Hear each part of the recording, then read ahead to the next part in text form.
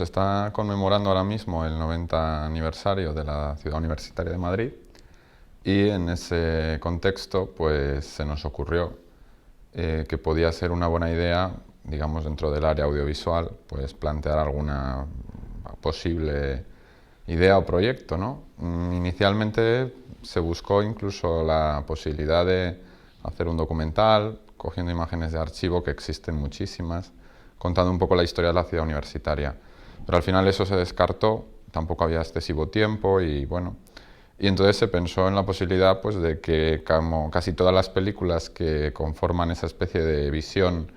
casi en forma de collage de la ciudad universitaria desde su fundación hasta la actualidad, pues son españolas o tienen que ver con España, pues la mayoría están, digamos, en Filmoteca Española. Lo que a mí me parece muy interesante es que la ciudad universitaria, por una circunstancia histórica, que es que ha sido un paisaje histórico de la historia reciente de España, contemporánea, desde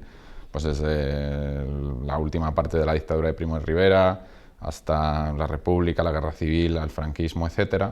pues por esa misma razón el cine, de una manera voluntaria o involuntaria, que es lo que digo siempre, pues lo ha retratado. Es decir, digo involuntaria, ¿por qué?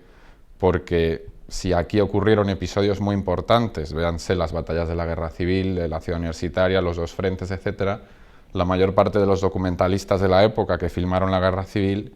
y que fue además en un momento clave del desarrollo del documental cinematográfico en general, no solo en España, pues filmaron la ciudad universitaria, por eso es un poco indirecto. Luego hay circunstancias directas cuando de repente hay cineastas que por un motivo u otro pues deciden situar aquí sus relatos. También suele tener una razón de alguna manera histórica, porque muchas películas, por ejemplo, que lo hacen, Muerte de un ciclista o Sonámbulos, pues lo hacen porque aquí se estaban produciendo cosas, se estaban pasando hechos importantes durante el franquismo, estaba empezando a haber un caldo de cultivo de la contestación, o pues en la transición o en los últimos momentos de la dictadura, pues estaba produciendo también una serie de acontecimientos importantes, ¿no? En ese sentido político, social, entonces en muchos casos se produce por eso. Pero el cine, de alguna manera, a veces acompaña,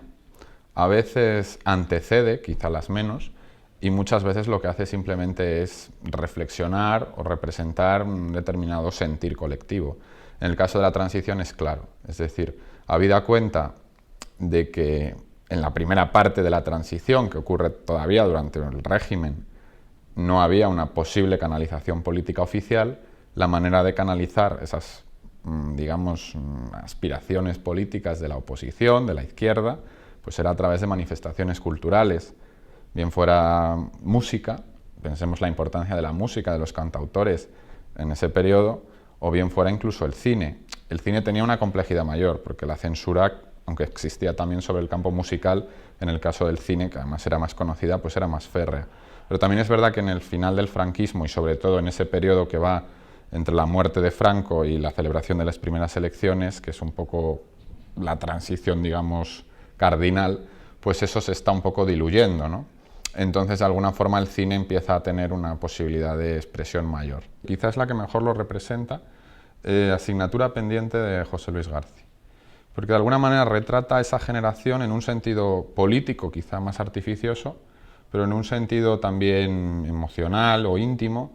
que formula muy bien esas aspiraciones de la gente, de ahí el título, ¿no? Asignatura pendiente, es decir, a un grupo de gente joven entendido ampliamente, ¿no? Entre a lo mejor los 25 y los 40 y tantos años, ¿no? Pero que de alguna manera el franquismo les había robado algo, y entonces esa aspiración, esa ansia de libertad, de repente se ve muy bien expresado en esa película. Incluso es una película muy moderna en cuanto a las cuestiones de, pues también del aspecto de género, ¿no? De cómo el personaje que hace la protagonista intenta de alguna forma pues encontrar su sitio más allá del mundo masculino, ¿no? Pues hay un cambio, digamos, administrativo fundamental, que es que desaparece la censura de una forma absolutamente clara, es decir, durante el franquismo hay censura, puede ser más rígida en algunos momentos, más suave en otros, ir más centrada a aspectos políticos en la primera parte de la dictadura y luego aspectos más morales, de carácter de evitar pues, determinadas circunstancias que se consideran pecaminosas o cosas así, pero hay censura, y con la democracia esa censura desaparece. Y entonces de repente se produce un efecto, digamos, como rebote. Y lo que empieza a pasar es que pues, empieza a haber un tipo de cine pues, muy libre. Quizá en España, más allá de aproximaciones recientes, un poco más de fogueo, con todos los respetos, pues ha faltado una reflexión sobre determinados aspectos.